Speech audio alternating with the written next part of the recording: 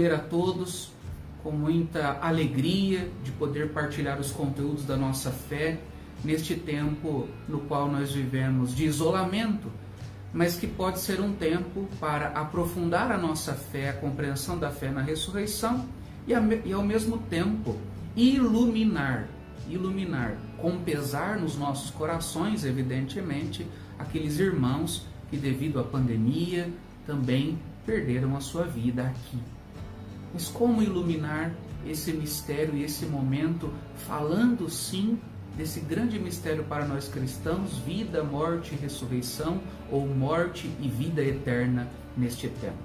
Então, queridos irmãos e irmãs, sejam todos bem-vindos. Eu tenho aqui remotamente o acesso às manifestações de vocês. Então, mais uma vez, boa noite a todos aqueles que me cumprimentam, que cumprimentam aqueles amigos da fé, da comunhão e da unidade, não é? Então, sejam bem-vindos. Se você tem a sua Bíblia, a gente sempre vai tentar iniciar com um texto bíblico que irá nos iluminar inicialmente desses mistérios. Depois eu quero passar para algumas considerações que chegaram até mim, das mensagens e ou perguntas que alguns deixaram. Eu vou destacar apenas 3 considerações, não é, do que chegou para nós, e nós então passamos para a nossa sequência de hoje, o caminho de hoje. Então, se você tem a sua Bíblia, enquanto eu falei, deu tempo de você pegar aí, né? Evangelho segundo São Lucas, capítulo 23, a partir do versículo 39. Mas o versículo mais importante para nós será o versículo 43. Do Evangelho segundo São Lucas, capítulo 23, a partir do versículo 39. Lemos assim, pelo menos nesta versão da Bíblia Pastoral. Um dos malfeitores crucificados o insultava, dizendo: Tu não és o Messias? Salva-te a ti mesmo e a nós também. Mas o outro o repreendeu: Você não teme a Deus, nem sofrendo a mesma condenação? Quanto a nós, é justo, pois estamos pagando por nossos atos. Mas ele não fez nada de mal. E disse: Jesus, lembra-te de mim quando vieres o teu reino. Jesus respondeu: Eu lhe garanto, hoje você estará comigo no paraíso.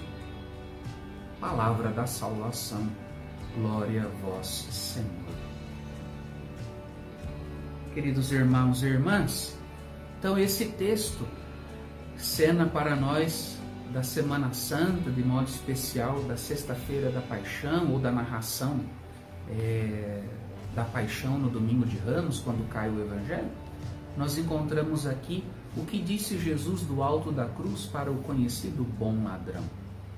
Nesta versão, o bom ladrão, não é? Ou aquele que está se redimindo na hora da morte, se a gente pode afirmar assim com o olhar de hoje, ele pede: lembra-te de mim quando vieres o teu reino. Então nós temos a imagem do reino, que pode ser um outro momento para falar, mas a resposta de Jesus: hoje mesmo você estará comigo no paraíso. E é a partir desse diálogo que eu gostaria de começar, mas a partir desse texto, 3 considerações da semana passada quero trazer para hoje. Eu aqui não tenho, infelizmente, as cidades, né, porque são limitados os meios, mas eu vou falar os nomes e, falando os nomes, vou tentar fazer alguma consideração inicial. Em primeiro lugar, quero citar a Silvia Carrasqueira. A Silvia partilhou conosco que sofre 3 meses a perda do marido pela Covid-19, está enfrentando esse momento da morte de quem a gente ama e do luto. Então, em primeiro lugar, minha irmã, que a fé na ressurreição possa nos ajudar, possa nos consolar, possa nos abrir os olhos para a esperança, Nós falamos semana passada, a escatologia não é um discurso de condenação, de morte, mas é um discurso de esperança, é um discurso de vida eterna, é um caminho de alegria que nos faz caminhar já aqui com os pés no chão, mas para a nossa meta, que é o próprio Deus, coração de Deus. Então esse tempo de luto, inclusive pela pandemia, nos abre sem dúvida, é oportunidade, Silvia, para nos aprofundarmos de fato no que nós acreditamos, nós cristãos católicos, né? E não nos deixarmos no momento de fraqueza, e aqui sempre às vezes acontece isso, né?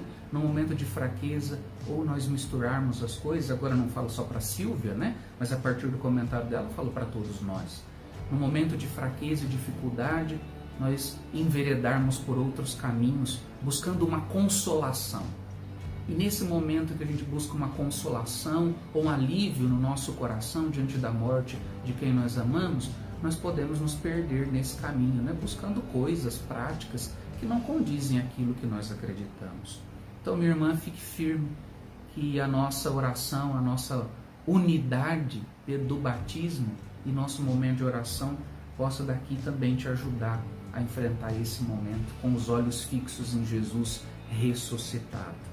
Depois, há duas perguntas que eu acho que quase que foram simultâneas e elas se completam, ou basicamente elas são iguais. A Maria Aparecida pergunta assim: Padre Bruno, muita gente fala que quando a gente morre, a gente vai para o céu, ou a gente fica esperando a ressurreição? Acho que isso é uma pergunta, né? Compreendo como uma pergunta. E depois a Heloísa Siqueira diz assim: quando nós morremos, nós vamos para onde, Padre Bruno?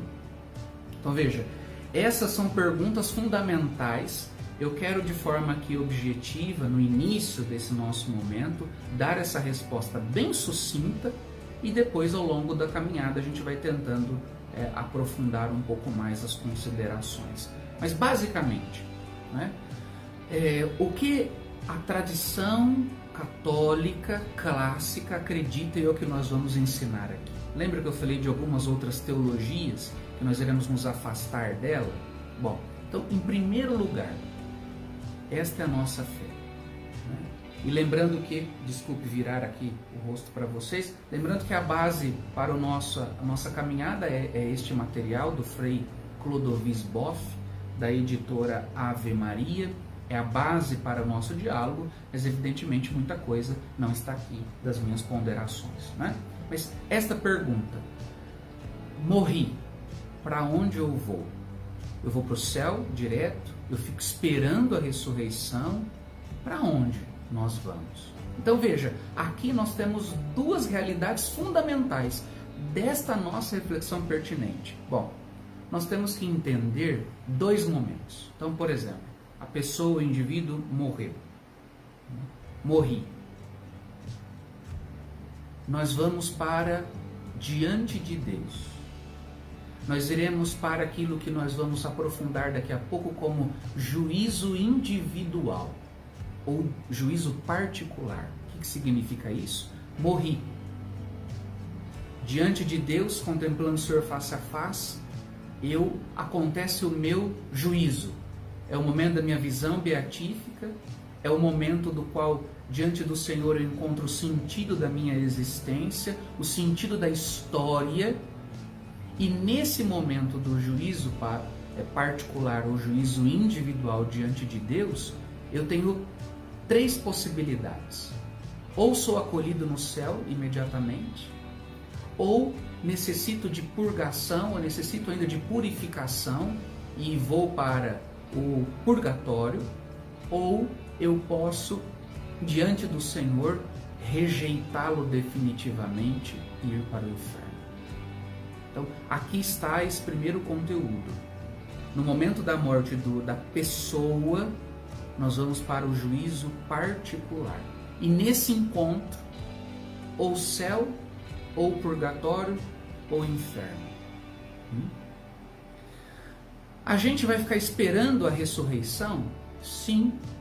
Nós ainda, esse estado de vida que não é lugar, não é um lugar como nós estamos acostumados. Por exemplo, eu estou aqui num lugar, estou no escritório da Igreja Matriz de Santo Antônio, é um lugar, não é um lugar, é um estado de vida.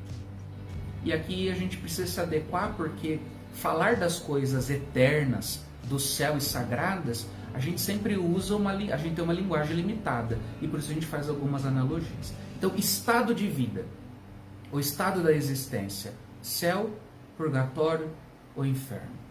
Esse estado de vida, onde eu passei pelo meu juízo particular ou individual, ele é um estado intermediário. O que significa isso? Vejam, no céu, no purgatório ou no inferno, não existe tempo cronológico do relógio. Não existem dias, anos, isso é daqui de baixo, certo? Lá não existe. Então, é um estado de vida. E nesse estado de vida, permaneceremos esperando a ressurreição final, porque são duas coisas diferentes. Primeiro, a morte da pessoa, e a ressurreição final, que dependerá da segunda vinda de Jesus, parousia, que nós iremos ver, julgamento dos vivos e dos mortos com a segunda vinda de Jesus, e a ressurreição final. Uns ressuscitarão para a vida, outros ressuscitarão para a morte, e aí nós entendemos esta dimensão.